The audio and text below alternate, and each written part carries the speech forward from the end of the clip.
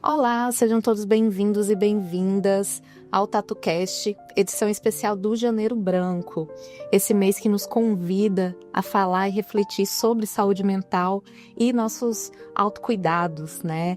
Cuidado com a nossa saúde mental, emocional. E hoje, para nos ajudar a refletir sobre isso, estamos recebendo a convidada muito especial, a psicóloga e especialista em Gestalt terapia, Paloma Lemes. Bem-vinda!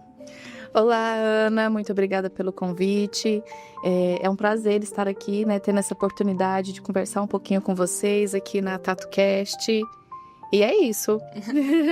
Então vamos lá. Para começar, por que Janeiro Branco, né? A gente tem sempre a campanha de Janeiro Branco junto com várias outras cores. Mas por que janeiro? Por que branco? Qual que é o significado, a simbologia disso?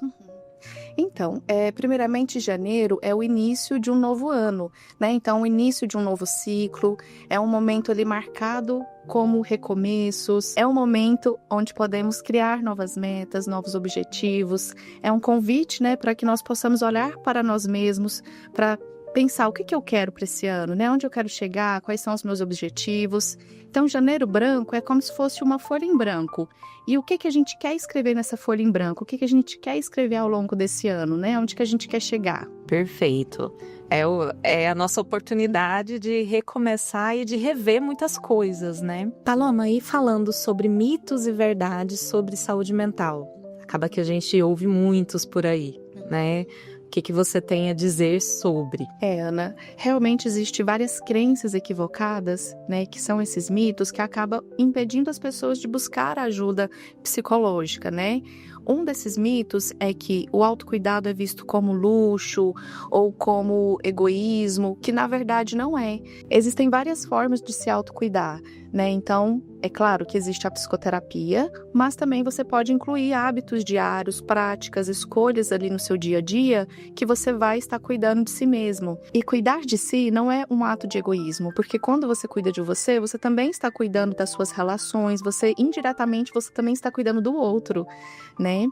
E outro mito também que nós escutamos frequentemente, é que, por exemplo, a pessoa está em um momento muito difícil da vida, né? E aí ela pode começar a pensar, ou outra pessoa, né? Uma pessoa querida, até com boa intenção, querendo ajudar, chega nessa pessoa e fala, não, é só pensar positivo, não fica triste não, né? Como se existisse um botão mágico assim de pronto, vou apertar, não vou estar mais triste.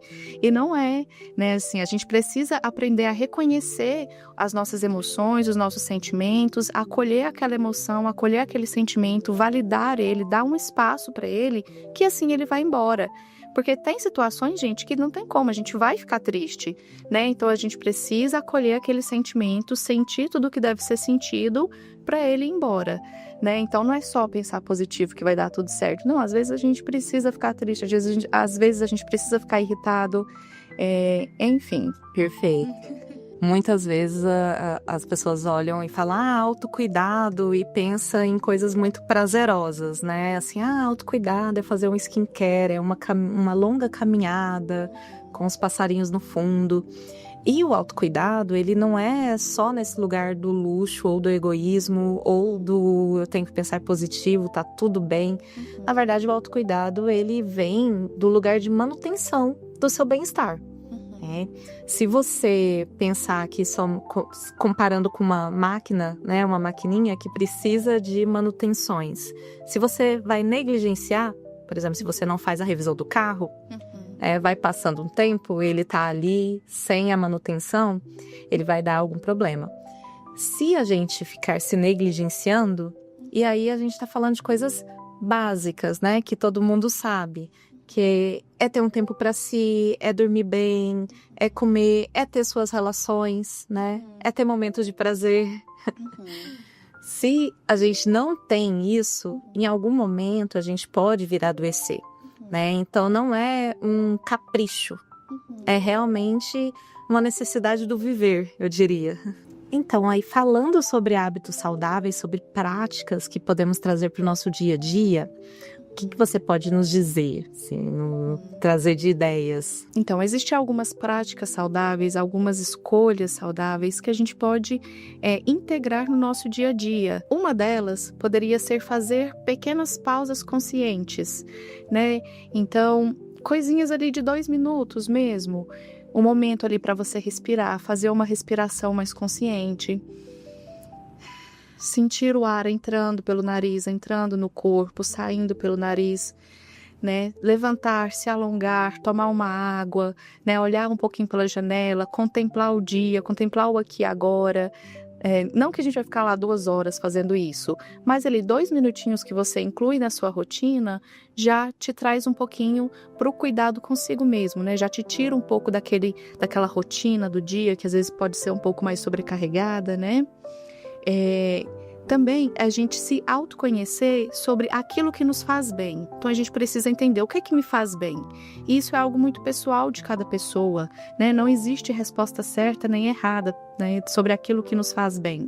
Para algumas pessoas seria cozinhar, para outras correr, para outras encontrar com os amigos, né? Então cada pessoa tem ali algo que nutre o seu corpo, a sua mente, que te dá uma sensação de bem-estar, e é importante também a gente incluir esses pequenos prazeres, né, da vida ao longo do dia, ao longo da semana, enfim. É importante também a gente ter consciência daquilo que estressa a gente. Para quê? Para que a gente diminua fontes desnecessárias de estresse. Por exemplo, em redes sociais, se eu sigo alguma página que toda vez que eu olho me deixa irritada, para que eu vou seguir algo que me deixa irritada? Né? A vida já tem tantos estressores que a gente não tem controle, então às vezes eliminar esses pequenos estresses do dia a dia, que são desnecessários, né? Isso também pode fazer bem para nós. Reconhecer o nosso limite também, então saber falar não quando você já não conseguir mais, né? Tem algumas pessoas que têm tendência de agradar os outros, principalmente no campo pessoal ali, né? Às vezes tem uma pessoa que a gente ama muito, então a gente quer agradar aquela pessoa e só fala sim, sim, sim, e a gente acaba esquecendo de nós, né? A gente fala tanto sim para ela que sobrecarrega a gente de alguma maneira. Então, às vezes, é saudável também falar algum não, mesmo para quem amamos, né? Mesmo para aquela pessoa que a gente gosta. Não ultrapassa o nosso limite, e dizer não também pode ser um autocuidado. Sim, Importante lembrar. com certeza. É interessante, Paloma, você falar sobre as redes sociais, porque eu vejo que é um dos estressores mais novos que temos, né? Porque a gente pensa, quais são os estressores? A vida vai trazer, temos insegurança financeira, temos relações, temos nossa relação com nós mesmos, né? Então, assim, a vida traz desafios e é isso mesmo, né? É inerente da vida. Mas a nossa relação com o digital, ela vem tomando cada vez mais espaço na nossa vida e acelerando mais o nosso ritmo de vida, né? Então, isso que você trouxe de entender o que você está consumindo, qual que é o conteúdo que você está consumindo, e entender, né, colocar atenção para se está te fazendo bem ou não, se é necessário ou não isso no seu dia a dia, é muito interessante. Eu acho um ponto muito interessante de ser colocado, porque a gente não precisa saber de tudo o tempo todo. Inclusive, a gente tentando fazer isso pode ter uma sobrecarga mental muito grande. Então, achei perfeita a colocação das redes sociais. Isso. E mais uma escolha saudável que nós podemos ter é a de ter uma organização mínima do dia, né? Porque isso traz uma sensação de controle maior e pode reduzir a ansiedade, né? Então, eleger ali quais são as prioridades do meu dia, né? Fazer um checklist, o que é necessário eu fazer, né? Isso vai trazendo ali uma sensação de controle também e que pode diminuir essa sensação de sobrecarga, né? De estar ali muito atarefado. Quando você visualiza, coloca no papel e visualiza, isso te dá uma sensação maior de controle também. Perfeito. E já emendando, né, o papo sobre ansiedade, um dos males do século, né? A hiperestimulação está ligada à ansiedade, né? E como que isso se dá? Então, esse excesso de informações, de tela, de luz, isso pode, né, sobrecarregar o nosso sistema nervoso, liberando cortisol, nos deixando deixando o nosso cérebro em estado de alerta, né? Então, isso pode dificultar também o nosso sono, né? Então, se nós temos ali, se o nosso cérebro está bombardeado de informações, se ele está em alerta sempre, né? Isso pode fazer com que nós não conseguimos pegar no sono bem, né? A nossa cabeça ficar ali pensando, com 1 milhão de pensamentos. Então, é importante também, antes de dormir, a gente já ir entrando no ritmo mais lento, mais tranquilo, né? Evitando esse bombardeamento de informações, evitando muitas luzes, muitas telas, para a gente já ir colocando em um ritmo mais tranquilo para adormecer. Fazendo essa transição, né? Que o celular acaba nos acelerando muito, não tem hora, né? Para alguém entrar em contato com você, para você ver alguma notícia. E aí a gente acaba ficando nesse ritmo. E eu acho interessante a gente perceber que a nossa natureza humana é de ficar vigilante e depois, aos poucos, no final do dia, a gente ir desacelerando para entrar no sono. E o sono está trazendo porque é um dos pontos principais de autocuidado, né? E se a gente não tem essa desaceleração, não vai ser como ligar e desligar uma luz, né? Um interruptor. Eu tô super acelerada, tô vendo aqui memes e notícias e de repente eu vou entrar num estado de adormecer. Realmente a gente precisa dessa transição, que é o famoso higiene do sono, né, Paloma? Exatamente. E o sono, ele tem um poder imenso, né? Ele é um poder reparador para o nosso cérebro. Então, a gente precisa dormir bem para estar bem, né? Então, é importante, né, a gente ficar atentos mesmo ao nosso sono, né? Eu tô tendo muita insônia, eu tô com dificuldade de dormir, se eu acordo, né, ao longo da noite, né? Porque a gente precisa ter um sono com qualidade, com duração, para o nosso cérebro se preparar para o próximo dia, né? Então a gente tem que dormir, tem que descansar, sim, é importantíssimo. Os pontos principais, né? A nossa base, assim. É recarregar literalmente o nosso corpo, né? A nossa energia para o próximo dia. Não tem como. Eu estou me sentindo mal, estou me sentindo estressada, e aí você vai ver, a pessoa não tá descansando, não tem tempo, né, de qualidade. E aí, já pegando esse gancho, então, da insônia, que é um sinal, um alerta muito forte para a nossa saúde física e mental, né? Quais são os outros sinais, os outros alertas, comportamentos que a gente pode ficar de olho, né? Diferenciando de algo normal para algo que eu preciso dar uma atenção especial. Então, Ana, o que vai diferenciar, né, de um comportamento normal para algo que precisa de uma atenção ou talvez até de uma ajuda profissional é a frequência e a intensidade desse comportamento. Por exemplo, a irritabilidade é um comportamento que a gente pode ficar, né, que pode ser um sinal. Mas todo mundo fica irritado, todo mundo sente raiva. Mas o que vai diferenciar? Às vezes a pessoa que fica irritada todos os dias, ou de uma maneira desproporcional, acontece uma coisinha pequena e ela tem uma reação, né, muito desproporcional. Então, se aquele sentimento está frequente, está muito intenso, está desproporcional, se ele traz prejuízo para a sua vida, é um sinal de alerta. Irritabilidade, cansaço extremo, insônia, isolamento, né? Às vezes a pessoa deixa de fazer atividades que antes ela sentia prazer, que antes ela fazia, né? Se ela passa a não fazer mais, é um sinal de alerta também. Dificuldade de concentração também, se a pessoa não está conseguindo focar, se concentrar nas atividades do dia, se a cabeça está muito preocupada, muito ansiosa, se está ali com um turbilhão de pensamentos ao longo do dia, né? São sinais que a gente pode olhar com mais cuidado, olhar com mais carinho, que pode ser que essa pessoa precisa sim de uma ajuda profissional. Perfeito.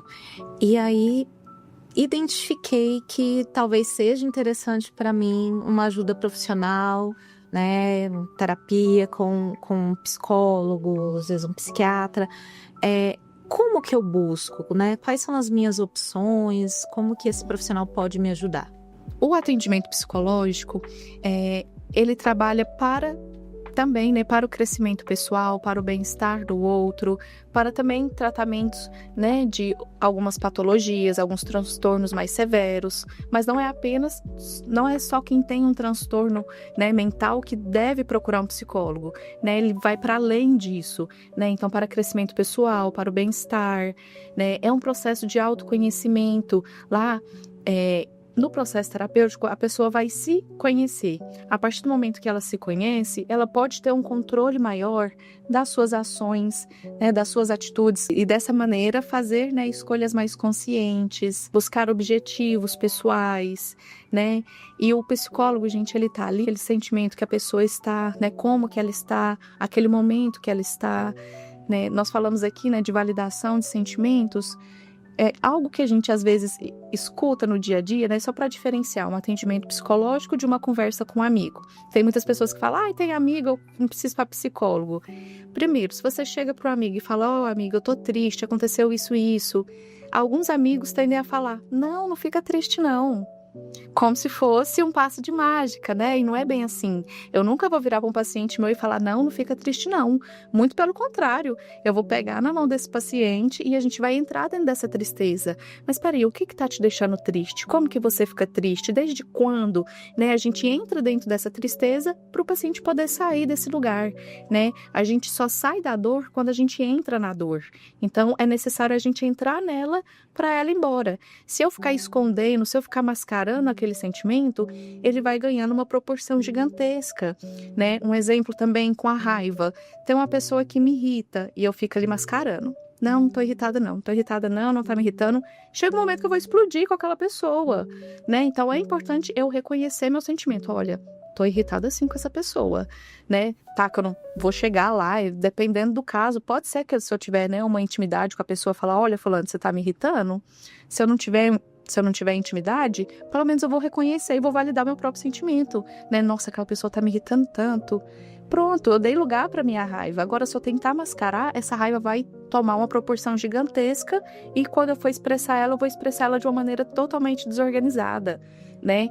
Então, no processo terapêutico, a gente também faz essa autoanálise, né? Do que me gera raiva, o que está me gerando tristeza, onde, quando, como, o que eu posso fazer para lidar com isso, quais caminhos eu posso seguir, né? Então, vai para além também de um tratamento para transtornos mais severos. E aonde a gente pode procurar esse tipo de serviço? Então, eu faço parte, né, da Guidos, da rede de psicologia, que tem parceria com a Tatu Care.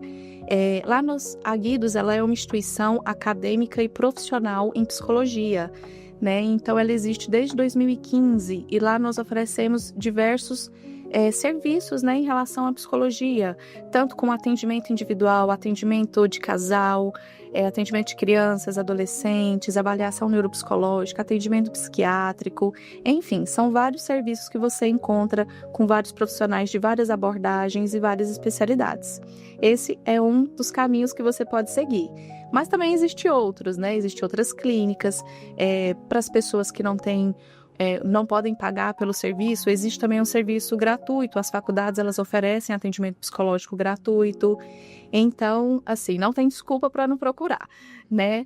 E eu sei também, gente, que procurar atendimento psicológico, psicoterapêutico, a pessoa precisa ter muita força e muita coragem, né? Tem um outro mito também, que diz que quem procura atendimento psicológico é fraco. Não é, gente. Você olhar para si mesmo, você olhar para suas dores, você olhar para sua luz, para suas trevas, você tem que ter muita coragem para fazer isso. Então, quem procura atendimento psicoterapêutico é uma pessoa muito corajosa, que está afim, né, de cuidar de si mesmo, cuidar do seu bem-estar e cuidar das pessoas, das suas relações ao seu redor também. Obrigada, Paloma, pela sua participação. Para encerrar nosso bate-papo, você tem uma última mensagem para deixar para gente? Eu que agradeço a oportunidade, Ana, por estar aqui, para a gente, né, conversar um pouquinho sobre saúde mental, sempre é importante.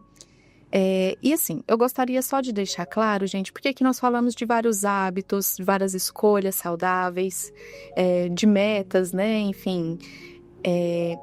E lembrar vocês que o feito é melhor do que o perfeito. Às vezes você pode tentar fazer algumas escolhas, alguns hábitos e falhar neles, mas tá tudo bem.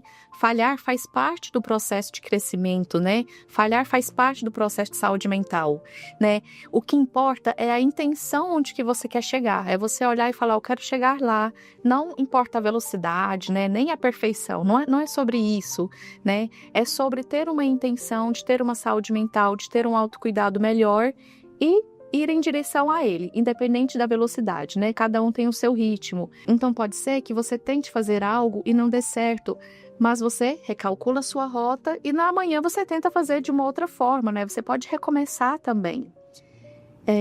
Então é isso, né? O feito é melhor do que o perfeito e é isso. Muito obrigada.